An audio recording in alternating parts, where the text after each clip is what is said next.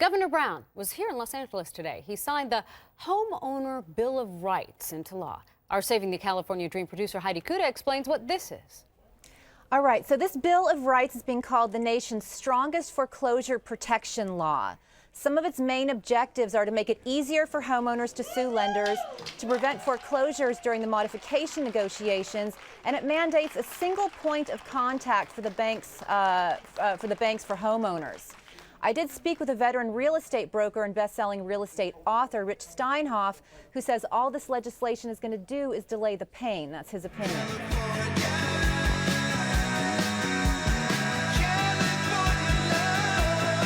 It's going to make foreclosing so complicated now. We're going to go from the current 300 days to more like the 1,000 days they have in New York. The other thing is that it allows homeowners to sue. Basically, all this is going to do is put money in attorneys' pockets. It may help a few people, but I think this is very bad legislation. So the people who got this legislation passed, Heidi, think it's very good legislation and it'll help. Maybe he's just being negative.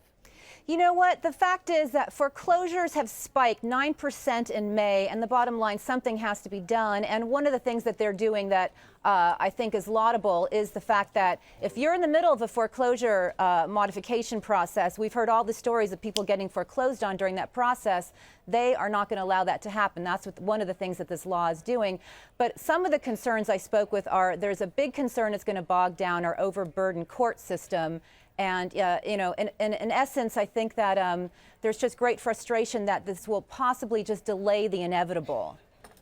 That's possible. What's amazing to me is it's 4 years later. This all started in 2008. It's 4 years later, and finally there's this Bill of Rights. Right. You know, the timing's kind of interesting because the real estate broker I spoke with has been doing this for 30 years, and he said more so now than ever in the last few months, banks have been willing to negotiate with homeowners, largely because the economy is not turning, so they're actually trying to work with homeowners directly. Forget the government programs is what he says they've been doing, and negotiate directly, and principal reduction seems to be the most successful way to stay in your home right now, negotiating directly with banks. Banks have been more willing to do that lately. The timing's a little bit interesting. All right, Heidi.